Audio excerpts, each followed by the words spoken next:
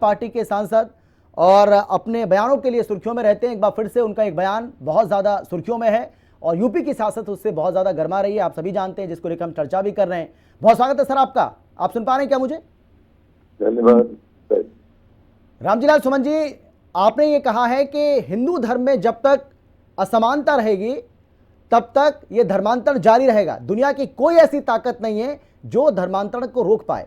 क्यों लग रहा है सर आपको ऐसा?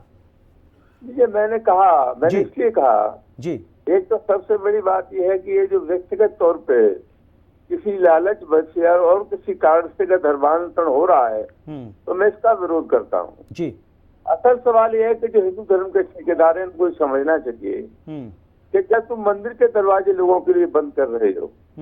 राजस्थान विधानसभा में नेता प्रतिपक्ष उनको तुमने मंदिर में नहीं जाने दिया।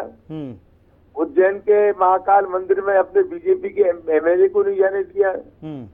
अखिलेश यादव जी का मकान आपने गंगा जल से धुलवाया।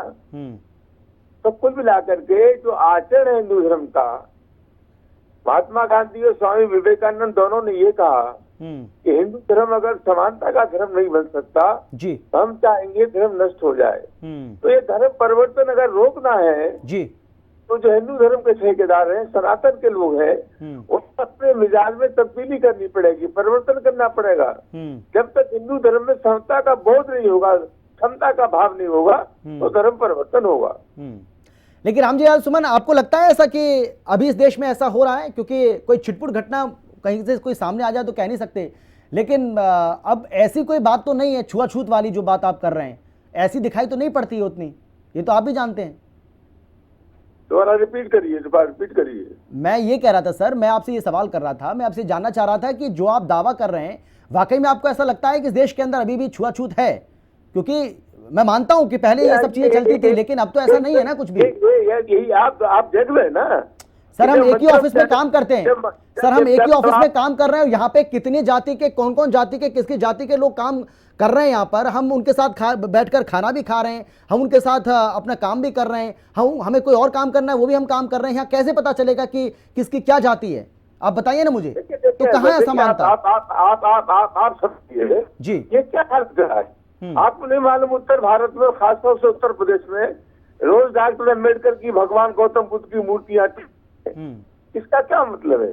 वो मूर्तियां नहीं टूट रही है, एक मिजाज टूट रहा है, एक विचार टूट रहा है।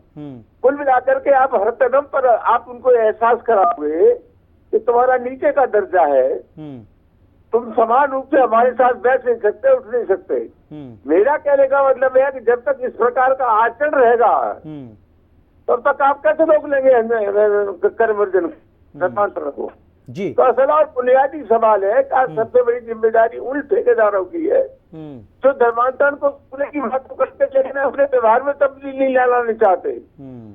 तो सबसे अहम सवाल यही है, छुआछूत है, मंदिर नहीं जाने दे रहे हो, गंगा जल से मकान धुलवा रहे हो, तो कुल मिलाकर के वो लोग क्या सोचेंगे?